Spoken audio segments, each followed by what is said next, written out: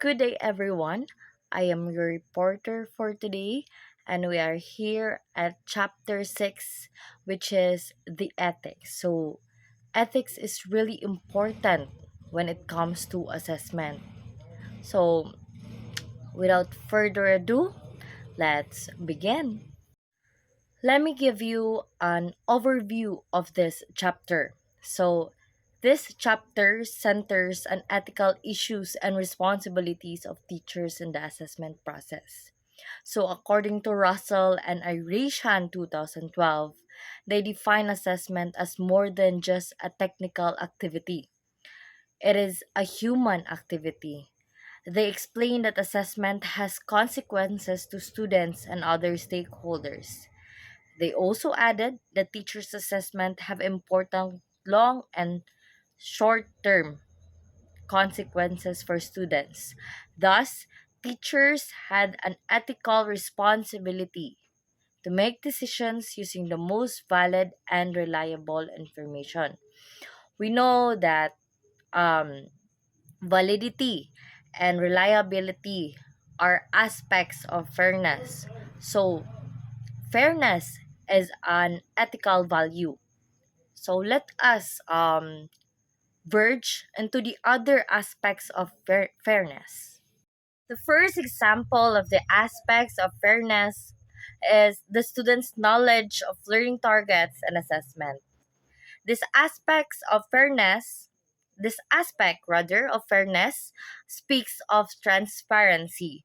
So transparency is defined here as a disclosure of information to students about assessment. So this includes what learning outcomes are to be assessed and evaluated, assessment methods and formats, weighing of items, allocated time, and completing the assessment and grading criteria or rubric. Because by informing students regarding the assessment details, they can adequately prepare and recognize the importance of assessment. They become part of the assessment process, and by doing so, assessment becomes the learner centered. But they are also concerned about this transparency.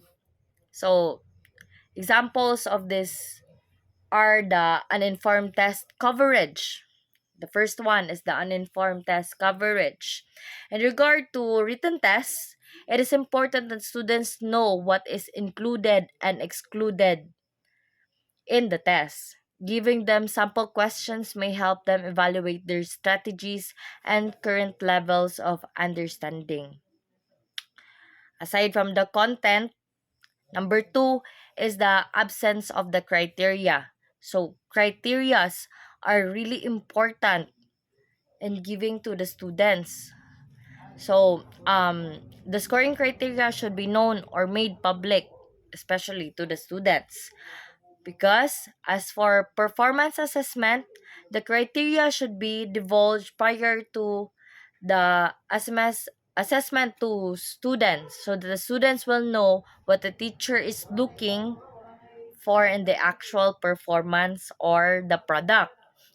Following the criteria, they can reflect on their practices and personally identify their strengths and weaknesses.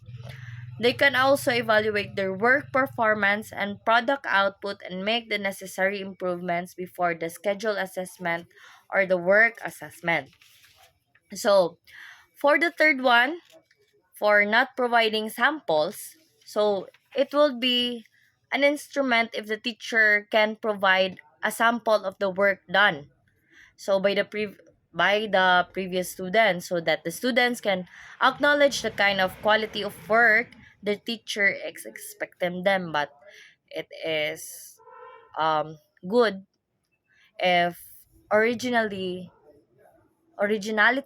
rather can be emphasized. So the fourth one is the surprise quizzes.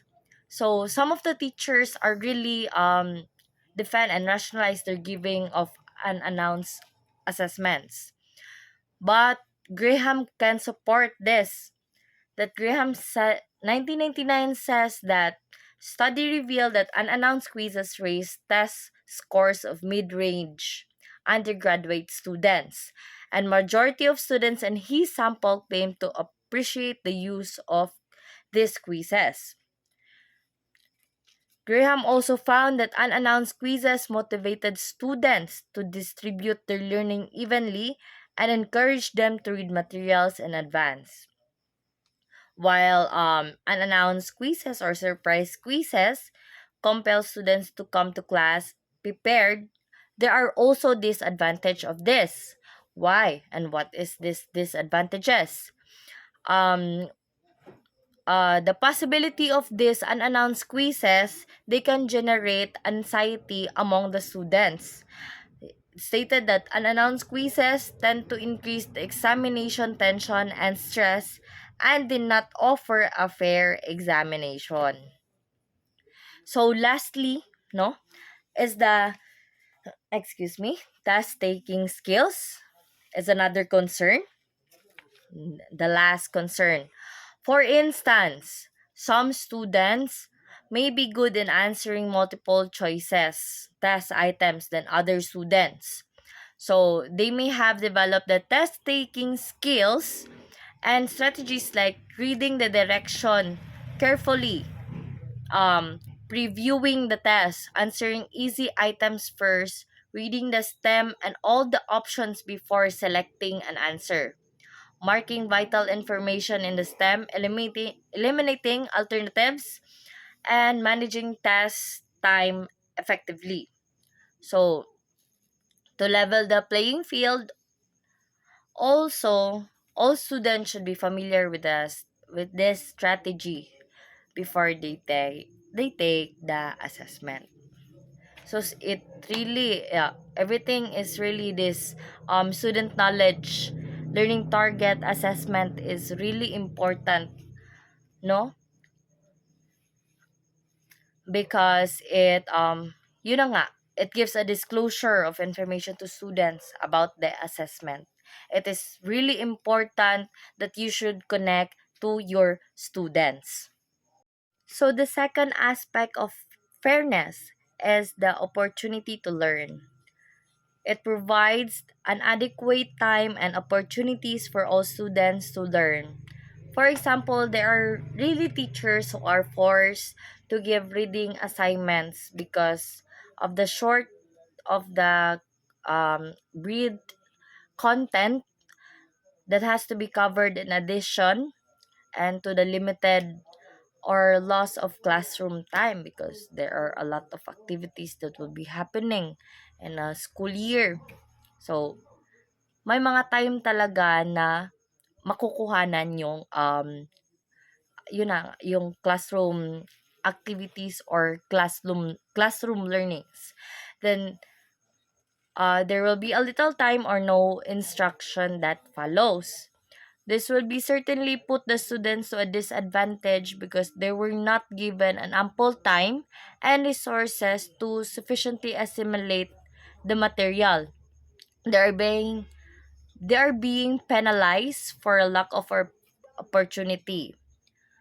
So according to Macmillan, no, 2007, that asserted fair assessment are aligned with instruction that provides adequate time and opportunity for all the students to learn. It discuss an extensive unit in an hour is obviously insufficient, no? When you are a teacher, or for example, we are a future educators, let us bear in mind that let us give the students an ample time to process, to learn from what we have given them. So inadequate instructional approaches would not be just the learners because they're not given enough experience to process the information and develop their skills. They will be ill prepared for a summative test or performance assessment. Now, for the third aspect of assessment is the prerequisite knowledge. It identifies prerequisite skills necessary or completing an assessment. So, students may perform poorly in an assessment if they do not possess a background knowledge and skills of it. So, for example, a grade school pupil were taught about inverse proportion. Even if they memorize the meaning of proportion, they will not be able to develop a schema if they are not able to connect new information about the previous knowledge. If they lack adequate knowledge about ratios and directions, so the difficulty solving word problems on proportion is their weakness. They also weak in the multiplication and division, which are their prerequisite skills. And so, if it would be improper if students are tested on the topic without any attempt or effort to address the gap in knowledge of skills. So it would be very difficult to the students if they have they don't have at least a small background about what you have given to them. So as not to be fair, or I mean as not to be unfair rather, the teacher must identify early on the prerequisite skills necessary for completing an assessment. The teacher can analyze the assessment items and procedures and determine the pieces of knowledge and skills required to answer them. Afterwards, the teacher can administer a prior knowledge assessment. The results which can lead to additional or supplemental teacher or students managed activities like per assisted study sessions, compensatory groups, note swapping, and active review.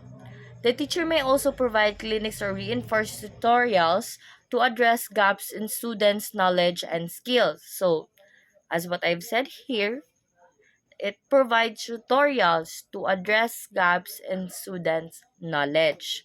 So, prerequisite skills are important. It is to ensure the students possess background knowledge and skills necessary to advance and become successful in the subsequent courses. So the teacher can also said nga the teacher can also tell the students to or advise the students to drop the course until they are ready to take that course. So and that's the sum up of the prerequisite knowledge. It provides the tutorials to address gaps in students' knowledge. So, the fourth aspect of fairness is the avoid stereotyping. So, avoid terms and examples that may be offensive to students. Example, the gender, race, religion, culture, or even nationality. So, um, stereotyping is caused by preconceived judgment of people that one comes in contact with, which are sometimes unintended. So it is different from discrimination, which is involved in acting out one's um, prejudicial opinions. So, for example, a teacher employed in a city school. A teacher employed in a city school may have low expectation of students coming from the provincial schools or those belonging to ethnic minority groups. So another may harbor uncomfortable feelings towards the students from impoverished communities. These teachers carry the idea that students from such groups are cognitively or affectively inferior. So, these typecasts are based on the social economic status. So, stereotypes can affect students' performance and examinations, no? when they are being stereotyped. So it really affects them. So to avoid this one, to reduce the negativity or the negative effects of the stereotype threat, simply change in the classroom instruction. And assessment can be implemented, such as encouraging diverse students that they have excel at difficult tasks, that any responsible students can achieve high standards, and also by ensuring gender-free and culturally unbiased test items. So a school environment, no, is the a school environment that fosters positive practices and support collaboration instead of competition can be beneficial, especially for students in diverse classroom where ethnic, gender, and cultural diversity thrive. So yun na nga, for fourth aspect of fairness is to really avoid stereotyping. Do not compare your students. Do not give them negative feedbacks.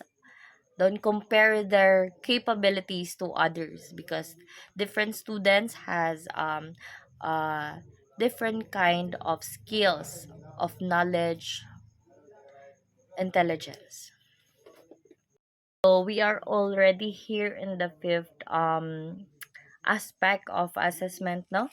So it is the avoiding bias in assessment tasks and procedures. So assessment must be free from bias, be fair enough.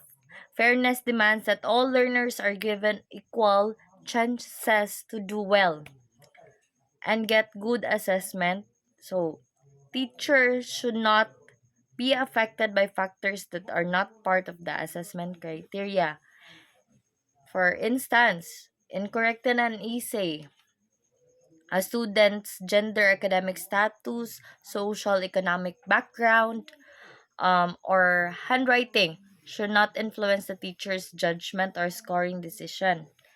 This aspect of fairness also includes removal of bias towards the student. So, let's be fair to our students, no? Wag nating dalhin ang, for example, yun na nga, yung mga bias-bias sa school ground, sa field, wag natin iba to sa estudyante natin. Kung may favoritism tayo, let's avoid that one to avoid bias.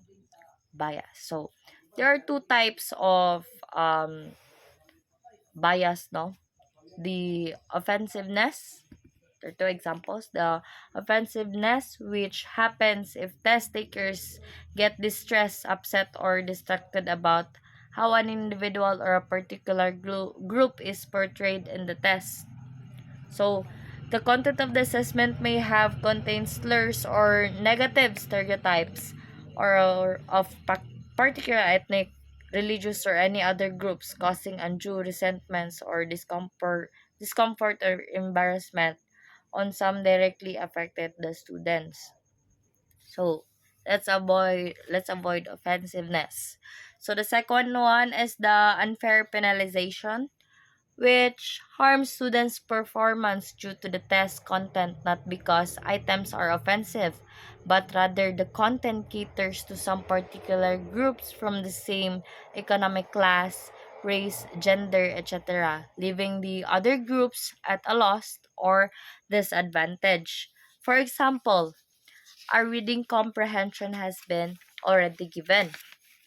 So, questions were given by the teacher based on the given passage.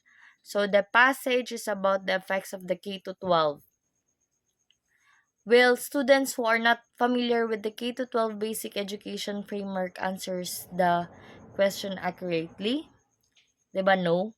So similar to male and female students be able to perform equally well in a statistic test and contain several problems and data about sports. So to avoid this bias and assessment, no, teachers can have their test reviews by their colleagues to remove offensive words or items. Content knowledge reviewers can scrutinize the assessment procedure or each items of the test. So let's avoid bias. The for me this should be the number one, no. Avoid bias to the students. Let the students let the students grow na wala silang, anong tawag dito, wala silang doubt sa kanilang self.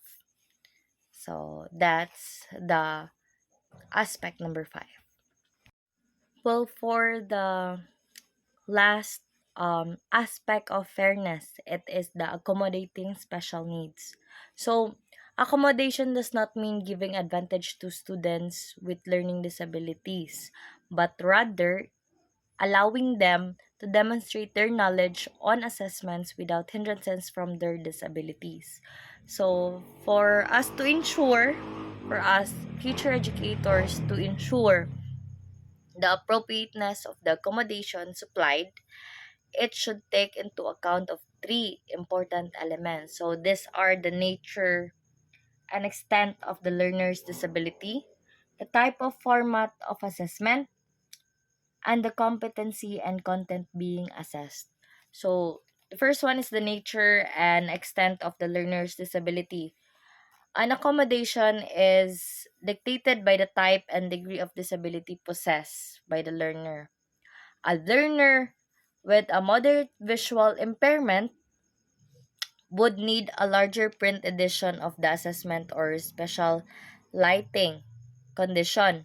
Of course, a different type of accommodation is needed if the child has severe visual loss, diba? So, the second one is the type and format of the assessment. So, in giving accommodation to this one, it is matched to the type and format of the assessment given. Accommodation may vary depending on the length of the assessment, the time allotted made of response, etc. A partially, for example, a partially deaf child would not require assistance in a written test. However, his or her hearing impairment would affect his or her performance. So, he or she would have difficulty in assessment tasks characterized by the group discussion like round table session. So lastly is the competency and content being assessed. So in this type of accommodation does not alter the level of the performance or content the assessment measures. For example, in a mathematics, if the objective is to add and subtract counting numbers quickly, extended time will not be a reasonable accommodation. So that's all for the aspects of fairness. So along with those 6 aspects of fairness, there is relevance. Relevance can also be thought of as an aspect of fairness, because irrelevant assessment would mean shortchanging students of worthwhile assessment experience. Assessment should be set in a context that students will find purposeful.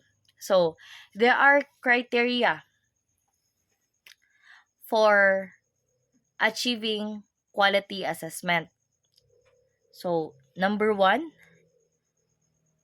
are number one, assessment should reflect the knowledge and skills that are most important for students' learner. So assessment should not include irrelevant and trivial content. Instead, it should measure learners' higher order abilities such as critical thinking, problem solving, creativity, which are the 21st century skills.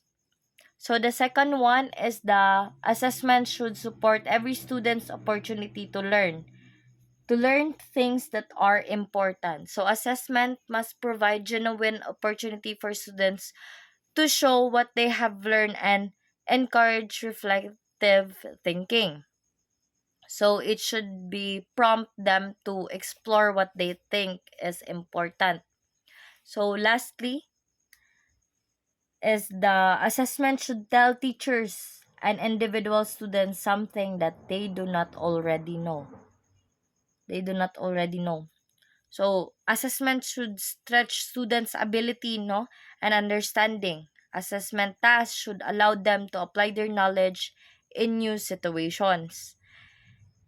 So, for example, in a constructive classroom, assessment can generate new knowledge by scaffolding prior knowledge.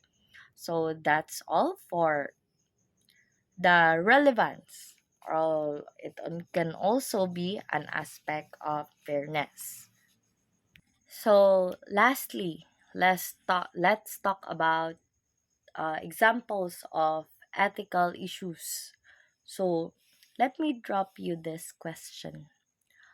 Are there some aspects of teaching learning situation that should not be assessed? So, here are some situations in which assessment may not be called for.